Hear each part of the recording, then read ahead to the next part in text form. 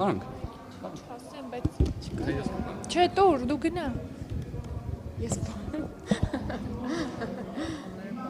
Տիկին Հակոբյան մինչ ազգային ժողովում 3 խմբակցություններով որոշում եք բարեկրթվել, այսպես ասած, նորանշանակ անվտանգության խորհրդի քարտուղարը անդրադարձել է ազգային ժողովում տեղի ունեցող եւ տիրող իրավիճակին, նախ ընդդիմադիր դաշտին անվանել է մանկապարտեզի սաներ եւ ծանոթ եմ հայտարարության։ Դա ինչպես կմեկնաբանեք,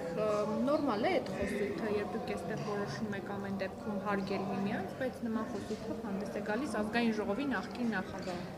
Տեսեք, մենք ազգային ժողովի համար սահմանել ենք բարեկրթության կանոններ, որին հետևում ենք ու նաև այսօր հենց մեկնարկին նիստերի նաև խոսեցինք խորհրդարանից դուրս ինչ-որ հարցազրույցների ժամանակ նույն падգամավորների խոսույթին, ինչը եւս խնդրահարույց է, բայց անվտանգության խորհրդի քարտուղարը ինքնուրույն կմեկնաբանի իր ասածը, պարզ է, որ արձագանք է այստեղ հնչած հայտարարությունների, այն էլ այն միջադեպի հետ կապված, որի համար նա բազմաթիվ անգամներ ներողություն խնդրել է։ Հիմա նույնիսկ շահարկել ու պարոն Սիմոնյանի իրոք շողքի հետ, ինչպես ինքն էր մեկնաբանել, կռիվ տալ այս դահլիճում, չգիտեմ, որքանով է նպատակահարմար։ Բայց դա ընդդիմադիրի խոսույթ չէ, Տիկին Հակոբյան, տեսեք, ինքը արդեն անվտանգության խորհրդի քարտուղար է, մինչ այդ թեկուզ ազգային ժողովի նախագահ դեռ լիներ, բայց այդ խոսույթը ինչքանով է հարիր բարձր պաշտոն զբաղեցնող անձի Հայաստանի Հանրապետությունում։ Ես կուզեի Հայաստանում այն մթնոլորտը լիներ ներքաղաքական կյանքում, որ որևէ այսպես արտահայտություն, կարիք չլիներ հնչեցնելու, բայց գիտեք ինչ միջավայր է, մենք նաև տեսնում ենք անգամ ներսում կոնսենսուս ունենալով ընդդիմության հետ, որ խորհրդարանում պետք է պահենք կանոնները, տեսնում եք, որ երբեմն չի ստացվում դա պահել, այնպես որ այն միջավայրը չէ, որի դեպքում կարող էր որևէ արտահայտություն նման կերպ մեկնաբանվել։ Նարեկ Կարապետյանն ասաց, սպիսատարած մարդկանց չենք մեկնաբանում,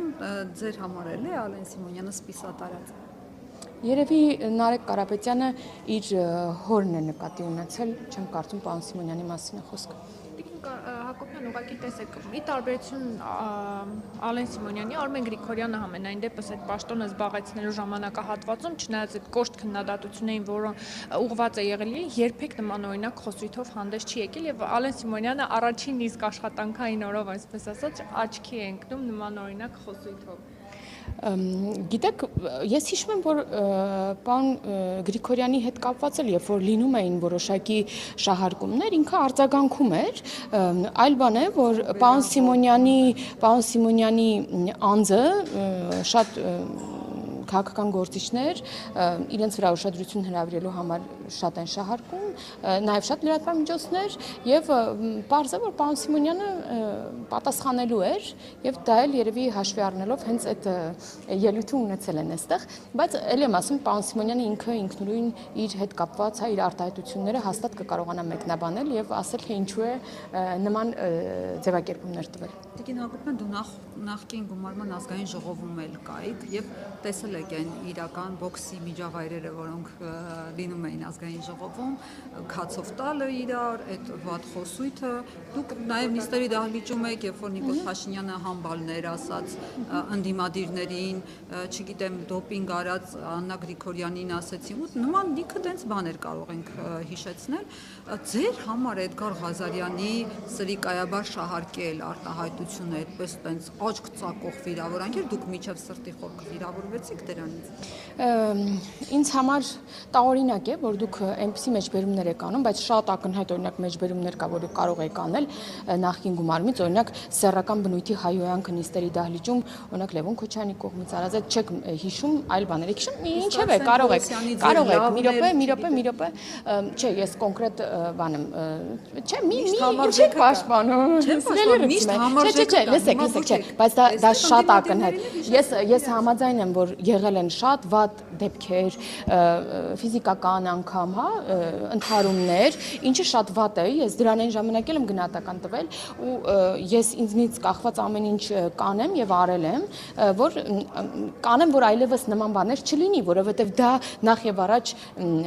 քննադատություն է դեպքում դեպի իշխանություն է գնում եւ մեզ համար կարեւոր է, որ խորհրդարանի այսպես վարկանիշը բարձրանա, գիտեք, որ այստեղ բոլորի չսիրած մարդիկ են նաեւ այստեղ ներկայացված, թե իշխանության, թե ընդդիմության, այնպես որ մի քիչ դժվար է այստեղ բարձր վարկանիշ նախատեսել խորհրդարանի համար, ինչեւ է, բայց ամեն ինչ պետք է անել, որ մի քիչ բարձրացնել վարկանիշը, ինչի համար կարևոր նախապայման է հենց նման միջադեպերի չլինելը։ Ինչ վերաբերում է Էդգար Ղազարյանին, Էդգար Ղազարյանը տարիներով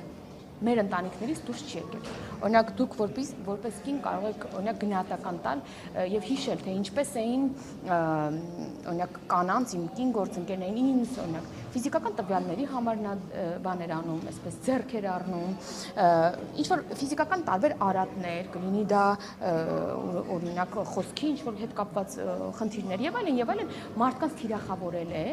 մեր ընտանիքներից դուրս չի եկել, վերագրել է մեզ այնպիսի բաներ, որը մենք չենք արել, ինչեւ է, մենք այդ ամեն ինչը մի կողմ ենք դրել, հարգելով ինստիտուտը եւ հարգելով ընդդիմադիրների տված ձայները, քաղաքացիների տված ձայները եւ ասենք եկեք փորձենք այստեղ գոնե լինել բարեկիրթ։ Մինչ այդ Էդգար Ղազարյանի հետ կապված մեզնից որևէ մեկից չեք կարող հիշել նման արտահայտություն իրեն վերագրվող, ինքը առաջինը հատեց կարմիր գիծը եւ դժվար է պատկերացնել, որ այդ դեպքում կարելի ասել շատ լավ, մյուս այդն էլ դեմ տանք, հետո մյուս այդը դեմ տանք, ասած անընդհատ թող Էդգար Ղազարյանը ինչ ուզի ասի։ Եվ ասեմ ավելին, ընդդիմադիր խմբակցությունը, Ուժեղ Հայաստանը, ես կարծում եմ Էդգար Ղազարյանը զոհ է այս պատմության մեջ, որովհետև նրան տվել են իր բաղձալի այդքան իր համար բաղձալի պաշտոնը, падգամավորի մանդատը, նրան վերագրելով ոգսի տանձիկի դերը։ Էդգար Ղազարյանը իհարկե համաձայնել է, բայց այս պատմության մեջ կարծում եմ նա այդ բանն է, զոհն է։ Հասկացաք, որովհետև խմբակցությունը Նարեկ Կարապետյանի գլխավորությամբ փորձում է մնալ պուպուշ, իսկ Էդգար Ղազարյանին սրերը, դափնիները Նարեկ Կարապետյան, այդպես չի լինում։ Մեր խմբակցությունից որևէ մեկը, որևէ բանվորանի, դա բոլորիս է վերագրվում։ Դրա համար մենք օրինակ երբեմն այո, ստացվում է էմոցիոնալ, այսպես միջավայր է, նորմալ է, կարող է երբեմն լինել նման սայթակումներ, բայց այդ դեպքում կա նաև շատ լավ միջոց հազարամյակներով եկած, դա ներողություն խնդրելն է եւ այդ կարելի է ներողություն խնդրել ոչ թե գնալ ու շարունակել այդ խոսույթը, ինչպես օրինակ նախորդին ես այդ հարցազրույցը տեսա, որտեղ օրինակ բոլոր 720,000 քաղաքացու ընտրողին համարում են ոչ նորմալ մարդ Էդգար Ղազարյանը։ Եթե սա նորմալ է, շատ լավ, եկեք սենց գնանք, տեսնեմ սրանից մեր պետության վարկանիշը, խորհրդարանի վարկանիշը ինչ վիճակում կհայտնվի։ Տիկին Հակոբյան, տեսեք, ոնց հասկանում դուք մուռ եք հանում, այսպես ասած, Էդգար Ղազարյանից, իր նախկին Ես ասացի մենք այդ ամեն ինչը իմանալով, մենք գիտենք, չէ՞, օրինակ ես գիտեմ ինձ հետ կապված ինչեր է արել, չէ, մի րոպե, եթե նորմալ է սրիկայաբար, մենք անընդհատ դուրս գանք, ասենք սրիկայաբար, այո, դա գործողություն է։ Գնահատականն է վիրավորել օրինակ ամբողջ ֆրակցիային, թե օրինակ համակարծիք եք կամ ընդունում եք Էդգար Ղազարյանի ձեզ ուղղված մեղադրանքները, այսպես ասած։ Ոչ, չեմ ընդունում, բայց դժվար է պատկերացնել, որ կարող ենք ընդդիմադիրներն ինչ ասեն, մենք լոյալ լինել կամ նենց բաներ ասեն, որ մենք լոյալ լինենք։ Նորմալ է, սա մենք իրար գաղափարապես ոչ մի գծի վրա գտնվող ուժեր ենք ու մեր ասած իրենց պետք է դուրս չգա, իրենց ասածը մեզ պետք է դուրս չգա, բայց դա պետք է այնպես անել, որ չվիրավորել այդ քաղաքացիներին, որ մեզ ձայն են տվել եւ մեզ լսողներին։ Սա է ձևի մասին է հարցը, թե չէ նրանց որևէ ասացի հետ մենք համակարծիք չենք, բայց այնպես չի որ բան է, էլի ամեն անգամ այդ ռեակցիան լինում է։ Մենք հնարավորություն ունենք մյուս ելույթով, արձագանքի հնարավորությամբ մեր դիրքորոշումը արտահայտել։ Հարցը այն է, թե ինչպես է արվում, եթե այն խաղի կանոնները, որը սահմանվել է խորհրդարանի համար, անցվում է, միանշանակ նման արձագանք է լինում։ Տիկին Հակոբյան, տեսեք, Էդգար Ղազարյանը ինչ է ասել նախկինում ձեզ գուցե վիրավորել է եւ դուք արդարացիորեն նշում եք այդ մասին, դրա մասին չի խոսքը։ Ես զուտ լսում ենք Էդգար Ղազարյանի այդ վերջին ելույթը, որտեղ խոսում է պատերազմի բաների մասին, դրվագների մասին, այն նույն դրվագների, որոնք ամենուր համացանցում ձեզ թեգում են, նշում են եւ ցույց են տալիս, որոնց համար ձեզ ամոթանք են տալիս, օրինակ այդ դիահերձարանի դիակների մասին, չգիտեմ, այսինքն դա սրիկայաբար շահարկելու պահը չեմ հասկանում, թե ինչից եք դուք վիրավորվել, նորություններ եք ձեր համար։ Ես ասացի հարցը ոչ թե իր ասացի բովանդակությունն էր, որովհետև կարող էր ասել բաներ, որը ճիշտ է, կարող ասել բաներ, որոնց հետ կատեգորիկ համաձայն չենք, բայց դա չի նշանակում, որ այդ ռեակցիան պետք է լինի դալիճից, ինչի հետ մենք կատեգորիկ համաձայն չենք, մենք դուրս ենք գալիս քաղաքակիրթ ձևով, պատասխանում ենք, հարցը ձևի մեջ էր, հարցը ձևի մեջ էր, Էդգար Ղազյանը կարմիր գիծ է հատել, ինչը ընդունեց իր խմբակցության ղեկավարը, եւ ես չեմ հասկանում ինչ ենք նորից շարունակում։ Տվյալ դեպքում Նարեկ Կարապետյանը իրենց խմբակցության ղեկավարը ձայն վերցրեց եւ ասաց, որ ինքը չի կիսում եւ խնդիր է համարում եւ առանձին քննարկում են անելու, նրան հանեցին շենքից, հետո տեղը փոխեցին։ Այսինքն այդ մարդիկ են այդ խնդիրը նկատել։ Դուք ինչ եք պաշտպանում Էդգար Ղազյանին իր արածի համար։ Հարցը նրա ասացի բովանդակություն չէ։ Ես իր գործընկերներից շատերի հետ բովանդակային առումով ավելի կատեգորիկ բան եմ համաձայն չեմ, բայց դա չի նշանակում, որ այստեղից պետք է գոռամ։ Բայց եթե այդ միջոցը իրենց ասածը արտահայտելու Էդգար Ղազյանի նման միջոց օգտագործեն, ինչպես նա օգտագործեց, այսինքն հատեց մեր այդ կարմիր գծերը, որը սահմանված էր, այդ դեպքում նույն ռեակցիան լինելու է։ Տիկին Հակոբյան, ձեր բարեկամներին գործի տեղավորելու հետ կապված ինձ հաճախ գրում են մարդիկ, որ բոլոր ձեր բարեկամներին ամեն մեկին միտեղ տեղավորել եք։ Ճիշտն ասած, այդ մարդիկ, որոնց անունները հնչում են, ես սիրում եմ այդ մասին խոսել, հատկապես մի լրատվամիջոց, այտենց ամեն ամիս ինչ-որ նոր վերնագրով նույն բանը գրում եմ, ես այդ լրատվամիջոցին եմ մեկնաբանություն տվել, որ իրենք այդպես էլ չեն հրապարակել, ինչևէ ձեզ էլ ասեմ, այդ մարդիկ, որոնց անունները իրանք անուն, ազգանով, պաշտոններով գրում են, այդ մարդիկ մոտենում են ինձ, ասեն Տիկին Հակոբյան, տեսել եք, գրել են, որ դուք եք ինձ գործի տեղավորել։ Այդպես, գիտեք, ես չեմ ասում, որ իմ հարազատներից որևէ մեկը համակարգում չի աշխատում։ Ես կարող եմ այս շենքում ասել մարդկանց անուն ազգանուններ, որոնք ուղիղ փոխկապակցված են ընդդիմադիրների հետ, նույն Մեսրոպ Մանուկյանի կինը, նույն Էլինար Վարդայանի քույրը, բայց դա նորմալ է, մարդիկ աշխատում են ու մենք օրինակ ես առաջի օրվանից էլ իմացել եմ ովքեր են այդ, էլի լիք շատ մարդիկ կան։ Ձեր բարեկամները ձեր Ընթացքում ինչ եք այդպես ասում, ընթացքում էլ են մարդիկ ընդունվել աշխատանքի։ Ինչը, եթե որևէ մեկի բարեկամը բան քաղաքականությամբ է զբաղվում, նրա հարազատները ուրեմն դատապարտված են չաշխատելու պետական համակարգում, այդպես չի, բայց ուզում եմ ասեմ, այս մի բանը, որ նկատում եք չափազանցված իհարկե, մյուսն էլ պետք է կողքից նկատել, ու չպետք է մարդիկ թիրախավորվեն միայն նրա համար, որ նրանց որոշ բարեկամներ, այսքան ժամանակ բոլորը ասում էին, բան Ալեն Սիմոնյանի վարորդը Վարոն իմ քրոջ ամուսինն է։ Այդ Վարոին մեկը գնացել եք գտնեք, մի հատ հարցնեք, ես իր հետ ինչ կապ ունեմ։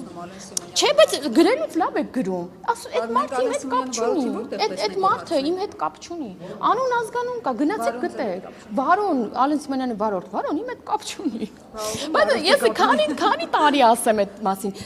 Ուղղակի սիրում են գրել, հետո լավ է վերնագիր, որպես անընդհատ այդ հիմա էլ վստահ եմ, ինչ որ նույն վերնագրով նյութեր է գնալու։ Տիկին Հակոբյան, տեսեք 18 թվից առաջ հաշվի առնելով, որ այդ ձեր բարեկամները չեն եղել գործի տեղ, մարդիկ ասում են, այդ ոնց եղավ, որ հենց պաշտոն են իրենք զբաղեցնում, իրենց բարեկամները դառնում են տաղանդաշատ մարդիկ, որոնք հենց այդ գործի համար ստեղծված էին։ Գիտեք, առանձին դեպքեր պետք է առանձին քննարկել։ Հիմա ինչ որ մեկի հետ կապված կարող է հենց այդ մարդը այդ կարևոր բանն է, ուրեմն մասնագետն է, այն մյուսի համար կարող է չարաշահում է դիրքի, ամեն դեպքի համար պետք է առանձին քննարկել։ Պատմում եք, որ դուք չեք գործի տեղավորել այդ մարդկանց։ Ուղղակի ես ասացի մարդիկ կան, որոնք ինձ մոտենում են, այս շենքի աշխատակից ասում են դուք տեսել եք, որ գրել են դուք եք ինձ վերել։ Շատ մարդիկ։ Օրինակ այս շենքի իրավաբանական վարչության թե բաժնի պետը, որ էլի այդ հոդվածներում գրվում է ես եմ այդ մարդուն բերել։ Նա այդ մարդուն մոտեցել եք, հարցրել եք, ինքը իմ հետ ինչ կապ ունի։ Տիկին Հակոբյան, դուք հանձնաժողովներից ո՞ր մեկին եք պատրաստվում անդամակցել, որտեղ եք պատկերացնում ձեր աշխատանքը։ Նախապես պատկերացնում եմ պետաիրավական հարցերով մշտական հանձնաժողովում գործունեությունը շարունակեմ, նախկինում գիտեք, որ արտաքին հարաբերությունների հանձնաժողովից եմ եղել, շարունակելու եմ նույն կերպ միջազգային կառույցներում հավակնել Հայաստանը ներկայացնել պատվիրակության կազմում բարեկամական խմբեր ղեկավարել եւ անդամակցել, սա ինձ չի խանգարում, մեկը մյուսին չի խանգարում, այս անգամ կշարունակեմ, կսկսեմ, հա, որպես պետաիրավական հարցերի մշտական հանձնաժողովի։ Բայց ունենաք այդ հնարավորությունը, որտեղ օրինակ մամուլը նաև դրան էր անդրադարձել, որ դուք այդ բարեկամական խմբերը ղեկավարում եք կամ թռիչքներին գնում եք, որովհետև Ալեն Սիմոնյանի մտերիմն եք եւ դրանով է պայմանավորված ձեր բանը, ինչ որ բանի երեկոյի էլի հին հոդվածների։ Տեսեք, ես ուրեմն միջպառլամենտական միություն IPU այդ միջազգային կազմակերպության, որին անդամակցում է շուրջ 180 երկիր, ես այդ ուրեմն կազմակերպության պատվիրակության ղեկավարն եմ։ Հայաստանից 8 падգամավոր է, այդ թվում եղել նախկինում, հիմա չգիտեմ որքան է լինել եւ ելին ինչա։ 8 падգամավոր է պատվիրակության անդամակցում, ես այդ падգամավորներից մեկն է։ Իդեպ 3-ը ընդդիմադիր ուրեմն падգամավորներ են։ Դուք կհիշեք նաև 2 տարի առաջ սեպտեմբերին երիտասարդական ուրեմն համագումարներ այդ IPU-ի Հայաստանում մեծ այստեղ ուրեմն նիստը 10-րդ վեհաժողովը տեղի ունեցավ։ Ես հենց այդ երիտասարդ պարլամենտականների ուրեմն բորդի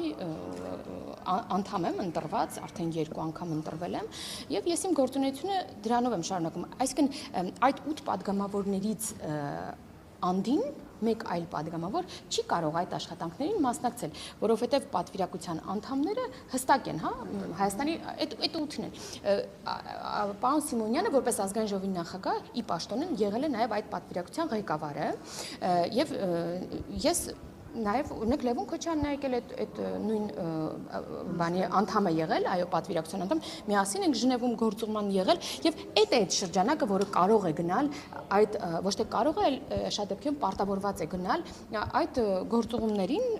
ել չեմ ասում, որ այստեղ է լինում եւ հյուրընկալող կողմն է լինում, էլի պարտավորված մասնակցել աշխատանքներին։ Սա է, թե չէ ես այլ ուրեմն բարեկամության խմբերից էլ իդեպ նույն Վիետնամի հետ բարեկամության խմբի նախագահն եմ, բայց օրինակ երբ որ պարոն Սիմոնյանը պատվիրակություն է ղեկավարել եւ գնացել են Վիետնամ, ես չեմ եղել այդ պատվիրակության կազմում, որքան էլ որ նախագահն եմ այդ ուրեմն բարեկամության խմբի։ Այդպես այդ շատ չափազանցված են իմ մասին լուրերը։ Շնորհակալություն։ Ես եմ։ Այսօրաբար ասում են